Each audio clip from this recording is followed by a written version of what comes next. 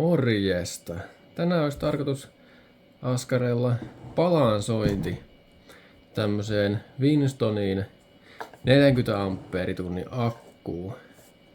Eli tää on Lifepo tai Lifeuypo 4 tämä akku. Ja näissä ei oo PMS eikä minkäänlaista balansointia. Eli tää on niinku siinä mielessä tosi huono tämä akku. Koska ne kennot täällä menee pakosti jossain vaiheessa epäbalanssiin. Eli tulee jänniteero kennojen välille pakosti jossain vaiheessa. Tämä kyseinen akku, tämä on 2018 vuodelta. 18.12.03 on tuo päivämäärä. Elikkä ihan ilmeisesti loppuvuodesta. Elikkä tämä siis on se tavallaan pahin no oikeastaan valmistusvirhe näillä. Ainakin omasta mielestä. Elikkä tämmöis pitää ehdottomasti olla balansointi. No, mä en ymmärtäisin, jos tää olisi helposti purettavissa ja balansoitavissa manuaalisesti, mutta tämä on liimattu kokonaisuus, tämä kansi on liimattu tähän kiinni. Sitä ei saa mitenkään tästä irti. Ilman väkivaltaa. Ei lämmittämällä, ei mitenkään. Eikä sen pitää vaan kymmenviesti repiä tuosta irti. Et se joko liimaus pettää tai sitten se vaan halkee jostakin tämä näin. Mutta tässä on saumakohta, niin me käytetään sitä sitten hyväksi tässä näin. Että me saadaan tää aika siististi auki. Mä en ymmärrä, että minkä takia tähän ei ole laitettu mitään. Eikä tällainen, me käytetään tämmöstä Dalyn balansointikorttia. Tämä on näkyyköhän sinne yhtään?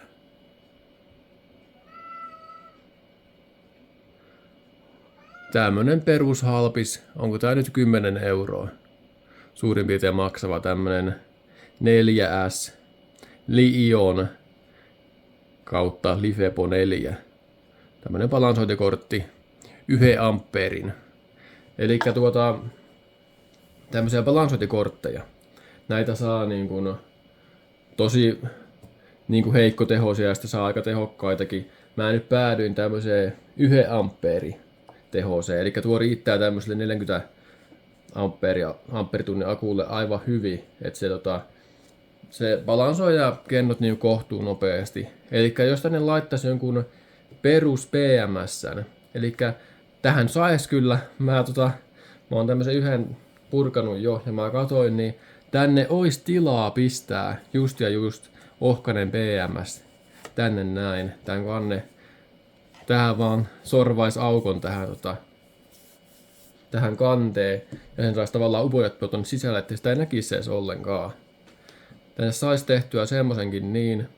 Mutta ainakin niissä halvemmissa PMS-korteissa on semmonen ongelma, että se balansointi on jotain 0,1 ampeeria tai jotain semmoista. Ja se on mun mielestä liian vähän. Niin se on liian vähän. Tästä lähtee on 10-kertainen teho. Ja tämä siis on aktiivibalansointikortti. Ja ne on passiiveja yleensä niissä PMS-korteissa. Eli passiivinen tarkoittaa sitä, että tämä kortti vaan syö sieltä energiaa sitä kennosta, missä on korkea jännite. No, tämä aktiivikortti, balansointikortti, tämä siirtää sen jännitteen, missä on korkea jännite, siihen missä on matali jännite. Eli tämä on huomattavasti muista omasta mielestä järkevämpi. Tai ihan turha vaan tavallaan käyttää sitä korttia vastuksena. Et siinä ei muista ole mitään järkeä. Eli tämmöinen aktiivikortti on huomattavasti järkevämpi, mikä siirtää sitä virtaa kennosta toiseen. Eikä vaan kuluta sitä ja käytä sitä energiaa sieltä kennosta. Mutta nyt päästiin tähän asiaan, eli meidän pitäisi saada tämä tästä nyt avattua. Eli ensinnä meidän pitää saada nämä terminaalit tästä irti. Ja ne on ihan vaan kierteillä tässä, että ei ole niinku, ei ole haastava homma tämä juttu. Ja mun mielestä, jos tää olisi tehty järkevästi tämä näin, niin tää olisi pelkästään kiinni näillä näin. Näillä mutterilla, mitkä tässä on. Mä en ymmärrä, minkä ihmeen takia tää pitää liimata vielä. Koska se on aivan 100 varma juttu, että nuo kennot menee epäbalanssiin jossain vaiheessa. Se riittää, kun kerran nuo kennot tyhjää liian tyhjäksi, niin se on siinä jo se homma valmis, että seuraavan kerran kun lataa, niin niissä on eri jännite. Eikä se just, jos ne tyhjää yhtään liian tyhjäksi, niin se laittaa tosi äkkiä tai aiheuttaa jänniteeron niille kennoille. Katsotaan huikseen tää jännite tästä. Mulla on tämmönen Biltman loistava yleismittari, mikä alkaa mennä hajalle jo, mutta kummiskin, niin katsotaanpas mitä tää näyttää. 13,12. Joo. Ihan perus jännite. Elikkä meidän pitää saada tämä nyt aukastua. Ja se hoituu nyt helpoiten. Eli me käännetään tämän vaan tästä. Näin. Kun saatiin nämä mutterit tuolta irti. Ja tämä on liimattu nyt tästä. Elikkä helpoin konsti on kylmän viileesti aloittaa nurkista. On saumakohtaa vaan puukko tai taaltta tai mitä en ikinä keksiikään. Ja lähdetään raottaa tätä saumaa auki.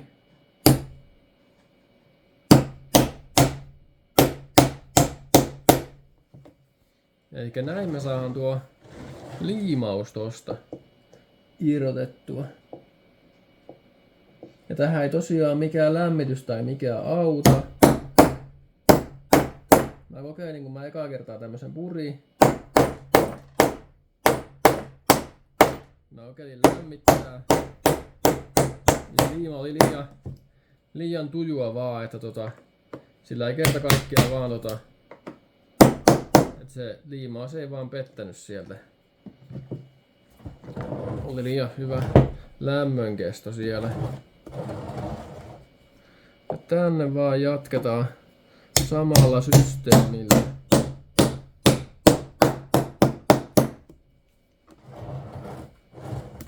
Nyt saadaan joka paikassa tämä irti. Ei tää niinku hirveen kovasti oo kiinni täällä, mutta sen verran, että kyllä tää täällä pysyy. Ei kyllä ihan helposti irtoa kummiskaan.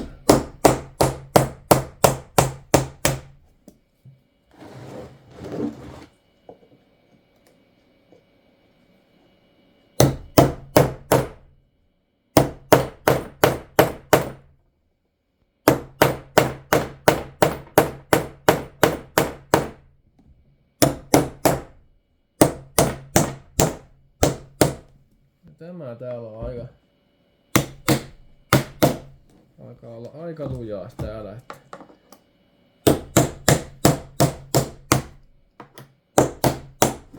No niin. Nyt se alkaa irtoamaan. Tää täältä vielä. Katsotaan, lähtisikö se tosta. Noin. Se lähti aika nätisti. Hyvin kun haisee pahalle, ihan järkyttävä lemu. Mutta juu, tällainen tämä on. Sisäpuolelta. Tää on aika niinku paksu tämä kans tässä. Yllättävänkin paksu. Ja tähän kyllä periaatteessa, katson nyt tästä, tässä on ton verran tilaa. Niin tänne periaatteessa olisi mahtunut joku PMS-kortti tänne sisälle. No siis tämäkin on 120 amperi, tai tää antaa 120 amperi jatkuvaa tehoa, tämä akku. Niin tähän olisi täytynyt laittaa vähintään se saan 20 amperi PMS, ja se olisi maksanut sen reilu 100 euroa, eli se nyt käytännössä menee, että euro per amperi tai no sitä luokkaa. Ei se nyt ihan niin mene, mutta oletaan, että se nyt on ihan hyvä lähtökohta. Eli tällä olisi tullut lisää hintaa yli 100 euroa suoraan jo tälle akulle, jos täällä olisi PMS. Mutta olisi laittanut edes tämmöisen näin, tämmöisen balansointikortin. Nämä on niinku melkein ilmaisia. Tää on siis 10 euroa tällainen, ei mitään maksa. Ja tällä olisi saanut pidennettyä tämän eli-ikää ihan älyttömästi tämän akun. Mä ymmärrän minkä takia ne ei sitä oo tehnyt. Katsotaanpas mitenhän mä saan tähän teidän näkyviin tää luvun täältä.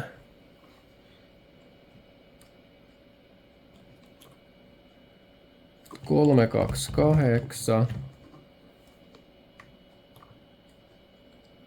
3, 2, 7. 3, 2, 8. 3, 2, 7. No tämä on yllättävän hyvä. Täällä oli 0,01 volttia vaan ero näillä kennoilla. Eli tämä oli tosiaan yllättävänkin hyvässä kunnossa tämä akku näköjään.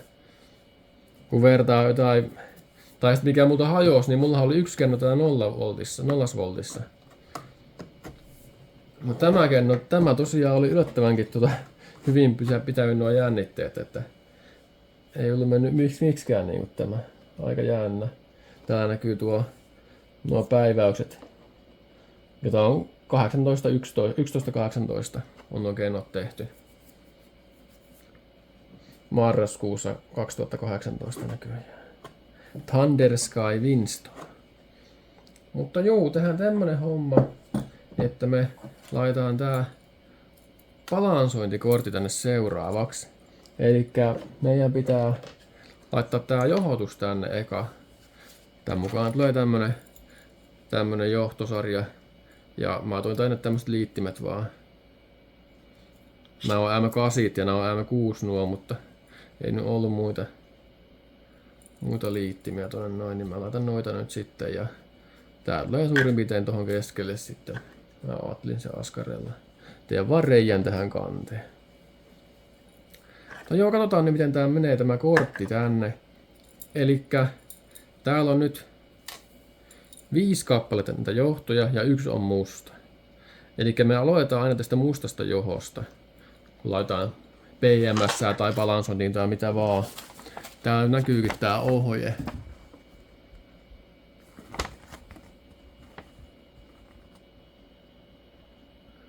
Jos kiinnostaa kattoo, niin täällä on kaiken näköistä.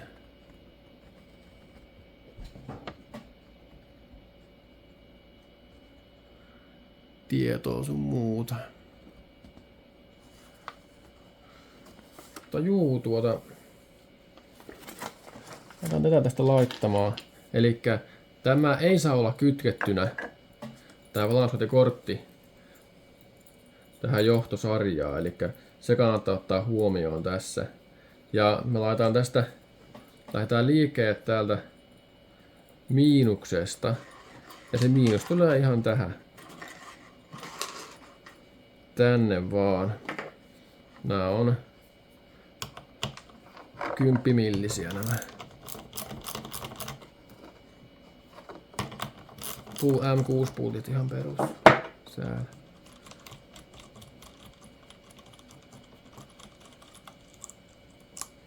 Eikä nämä tulee tänne vaan ihan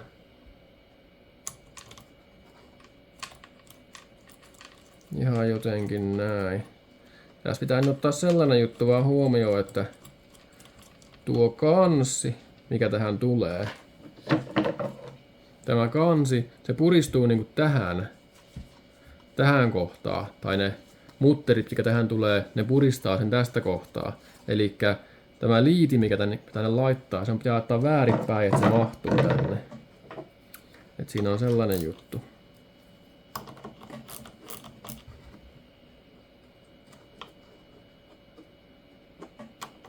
Mitäs niin muuta huomioitavaa on kuin se.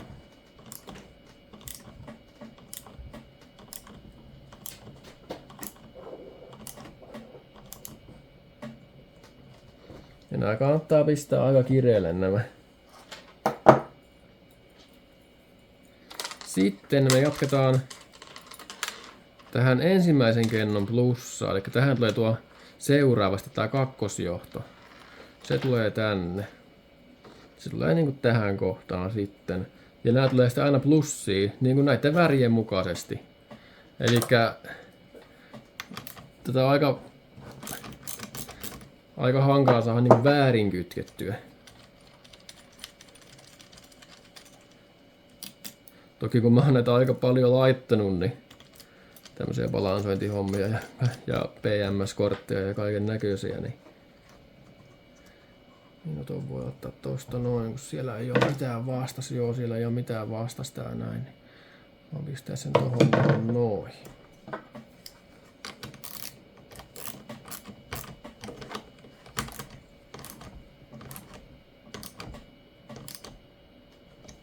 Noin. Sitten laitan täältä vaan seuraavaa, eli se seuraava on sitten tuo 3 tästä. Ja se tulee tänne.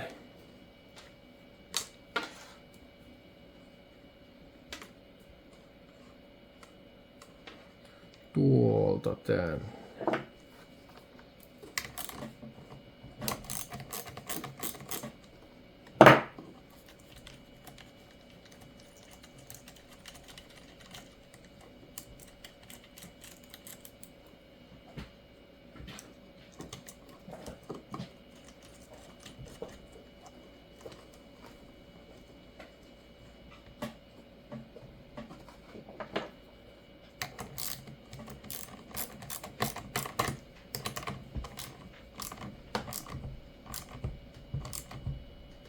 Noin. Sitten täällä on sitten 4 seuraavaksi luvassa. Eli tuo johto. Ja se tulee sitten tänne. Eli aina näihin plussiin.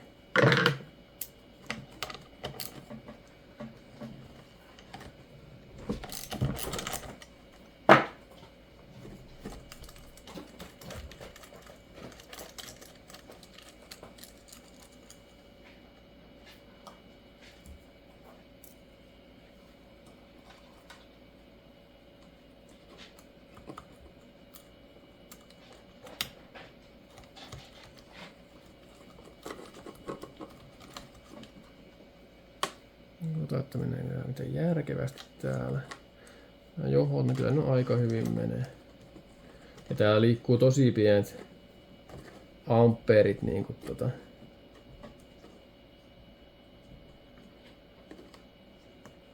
näissä johoissa, että ei ole niinku hirveätä riskiä, että saisi mitään vakavaa aikaiseksi. Sitten vielä tää viimeinen.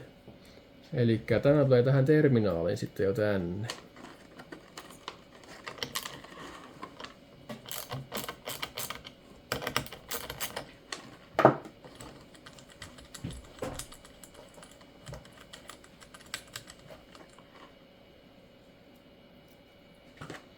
Ja tämän pitää taas muistaa laittaa niin, että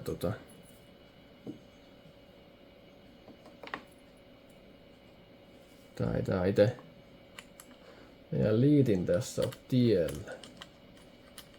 Että se kans menee kunnolla kiinni.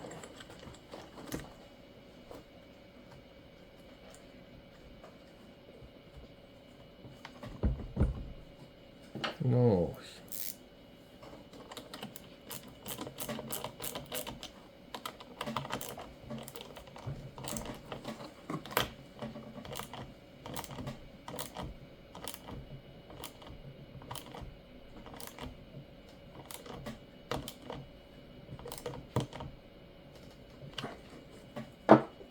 Noin.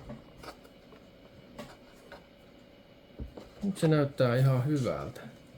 Elikkä nämä on suhteellisen suorassa nämä terminaalit tässä. Ja ja muutenkin ihan hyvän näköiset tämä tässä. Pitää katsoa, että kummin päin tää tulee nyt tänne sitten tää meidän Eli tämän tulee tänne näin ja mä oon ottaa tämän jotenkin noin tohon keskelle.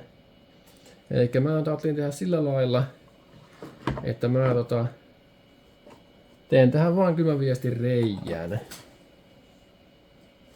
Tähän suurin piirtein keskelle.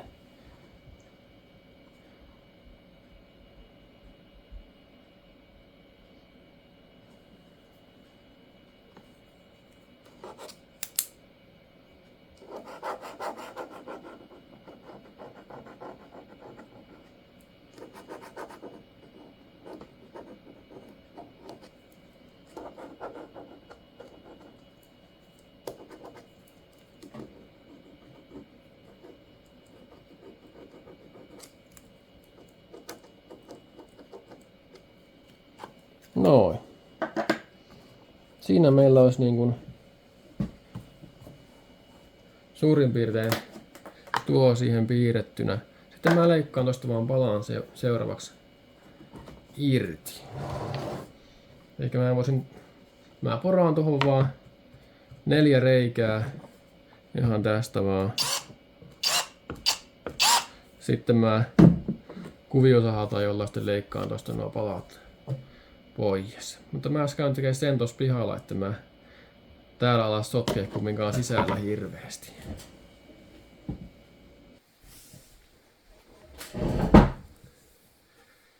No niin, ja mä oon takaisin. Eli mä tommosen reijän siihen nopsasti tein ja tämä tulee siis tänne sitten vaan näin. Suurin piirtein jotenkin noin. Ja täällä piti liittimille tehdä tämmönen pieni tommonen ura tonne, että saisin liittimen tonne kiinni, mutta ei mitään ihmeempää. Eli sitten voidaan nyt kytkeä tämä tänne, koska täällä on kaikki oikein kytkettynä. Ja voidaan tää laittaa tänne ja tänne pitää syttyä nyt vihreä valo. Noin. Ja kyllähän sinne syttyikin. Eli seuraavaksi laitan niitä johtoja tästä vähän sen paremmin. Ettei täällä ole niinku hirveästi mitään oikosuuriskiä. Toki näissähän niin pienet amperit liikkuu, että sillä ei pitäisi olla oikein merkitystä, että miten nää täällä menee. Onhan se hyvä laittaa aina mahdollisimman hyvin nämä kaikki.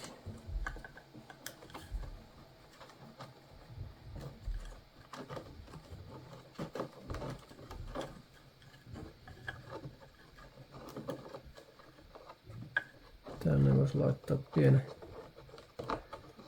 teipin pala.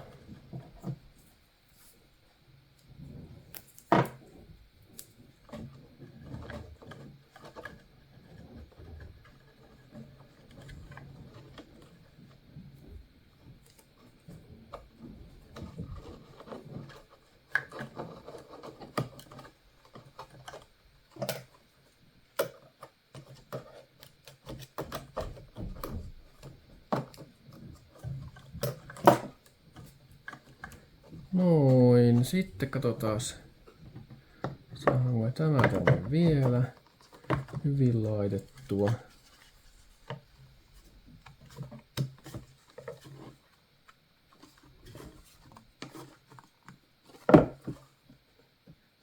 Se on nyt siellä ihan hyvin ja mä äkänä sain täältä johtoja täältä.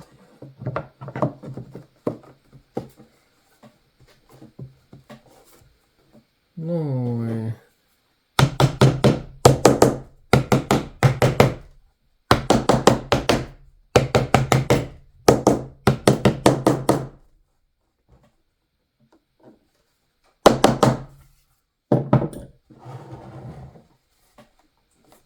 Joo, se on ihan hyvin ja totakin voi varmaan painaa tästä vähän sisämmäs. Noin. Se olisi siinä.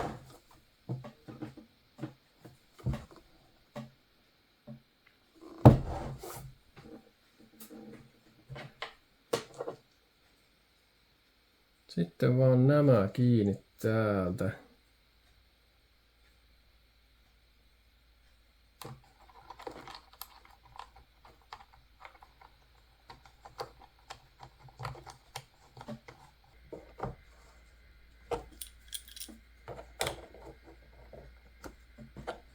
Noin.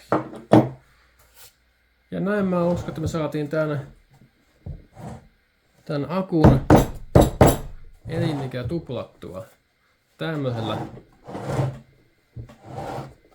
balansointikortin asennuksella. Mä ymmärrän, minkä takia tätä ei ole vakiona näissä jo.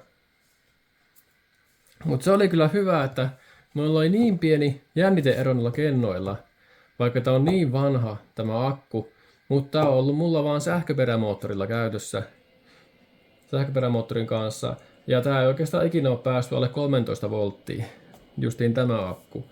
Niin mä veikkaan, että se johtuu, tai että sen ansiota se on, että tässä oli niin hyvät jännitteet näistä, tai niin samat jännitteet näissä kaikissa 4 kennossa.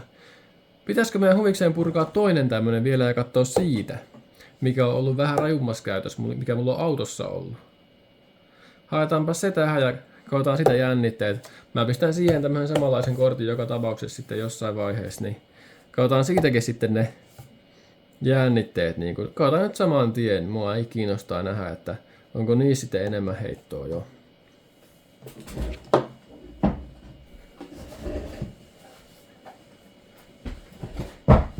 No joo, katsotaan vielä tää toinen. Tää on ollut mulla autossa vähän rajummassa käytössä, että koska nähdä, että onko tälle tapahtunut mitään näillä kennojen jännitteillä. Eli avataan tämäkin tästä vaan ja katsotaan, että mitä täältä löytyy. Noin. Miltähän tämä näyttää? Tämä näyttää yllättävän hyvältä. Katsotaan nuo jännitteet vielä. Ja mitä tämä mahtaa näyttää. Akun jännite 13.02 325 324 322 327. Tässä nyt on jonkun verran heittoa. Ei nyt kovin pahasti.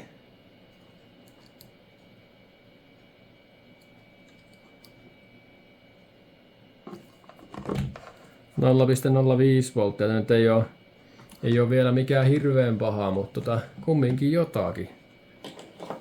Ja tämä tosiaan oli mulla ollut autossa käytössä. Tämä akku. Yllättävän hyvän näköinen, vaikka autossa ollut. Mut silti eroa vaan 0,05 volttia. Ja mä oon itse pitänyt rajana 0,1 volttia. Ennen kuin mä pistän balansointiin. Tai balansoin kennoja niin. Tämäkin olisi mennyt vielä jonkun aikaa ihan näin vaan, että ei olisi tarvinnut balansoida vielä.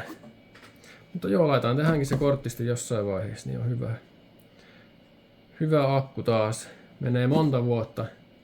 Taas tuli varmaan vuodet lisää eliaikaa tälle vielä, kun tekee sen balansoinnin. Mutta juu, eipä tällä kertaa tämän ihmeempiä. Morjens!